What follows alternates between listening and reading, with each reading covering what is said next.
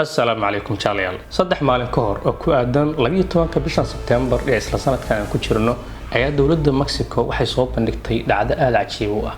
dhacdadan ayaa ah mid marar badan la isla hadalhayn jiray la isweydiin jiray waad maqasheen baa filaya waxa loo yaqaan aliens ama noolayaasha aan bini aadamka ahayn ama aan ka soo jeedin meerahan aan ku noolnahay ee la yiraahdo meelo kale ka imadan space-ka ay ka imadan oo aflaamtan ku aragno meelaha lagu soo bandhigo. There are countless planets throughout the universe.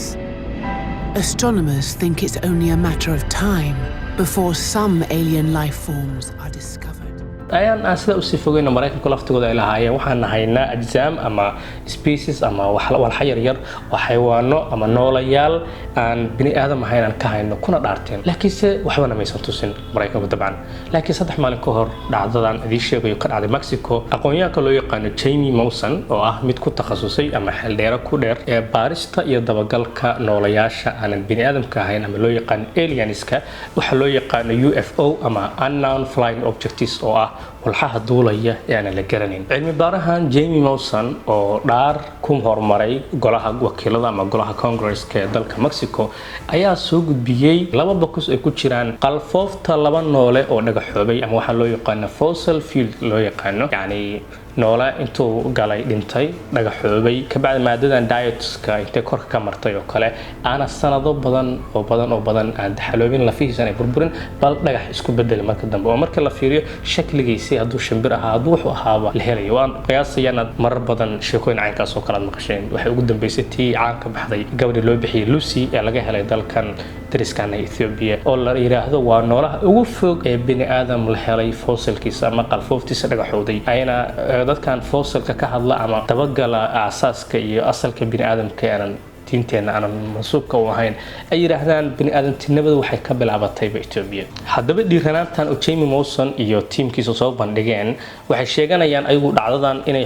noolayaashan hadda helin oo waa hore ay soo baxeen sanada 2017 iyo waqtiga ka dhow balse intaas ku wadeen baaritaamo ay baariyeen qalfoofahan oo Jamie Maussan iyo teamkiisa soo bandhigeen ayaa dhar ahaan labaduba aysan ka badnayn 60 cm sifooyin badanna bini aadamka uga eg muuqaal ahaan laakiin se marka si detail loo taxriirin loo galo ay ka duwan yihiin tusaale oo kale saddex farood ay leeyihiin marka la fiiriyo qalfooftoodu indha soo kuuskuusan madax dheer wax walba oo markii aliens looga sheekeeyo aslina malaha uu ka yiri duwan yahay ama xogaa si waa u soo egay laakiin wax badan kaga duwanaan kara ayay meesha ku soo bandhigeen bal waxa la cajiibka oo si dheer waxay tahay inay yiraahdeen waxaanu saarnay x-ray ama raajo ayaan saarnay labada qalfoofooda meesha lagu soo bandhigeen mid kamid ah waxaan waxa ku jira ukumo taasoo ka micno ah in ay si farcamaan oo sida bini aadamku inta uu u dhalo ama u tarmo ay qaab ahaan u dhow yihiin marka la saaray testiska ama tijaabooyinka loo yaqaan carbon 14 ama carbon 14 oo ah mid lagu ogaado walxa caynkan oo kala soo saaray da'dooda ayuu carbonkaas laga xisaabinayo ayaa waxay ku sheegayaan labaduba inay jiraan da'an ka yareen markaas kun sano xogtan ay soo gudbiyeen Jamie Maussan iyo teamkiisa ay ka horjeediyeen Congress-ka Mexico ayaa noqonaysa dawladda ugu horeysay abid ee soo bandhigta waxa la hadigood la hadalhayay ee loo yaqaanay alienska ama noolayaasha aan bini aadamka ahayn ee la qiyaasayo inay meerayaal kale ka imaadeen inkastoo wararkan hadda la soo bandhigay aan boqolkiiba boqol ugu kalsoonayn weli taxliilin dabcan lagu sameyn doono ayaa noqon karta hordhaca silsilada dhacdooyin badan oo dawlado badan oo kale laga filan karo ama spaces kale ama agencies ama hay'ado kale oo mawduucan ku falnay marka jaalle ma aaminsantahay qudhaadu waxaan alienska loo yaqaano in aflaamta ku aragno dawladaha qaar leeyihiin soo bandhignay hadda intee in la eg ay xaqiiqo noqon karaan bal dadka qaar social media barnaamijyo qaybis kala duwan markii ay fiiriyeen waxay leeyihiin war anaguba dhooqadan hadaan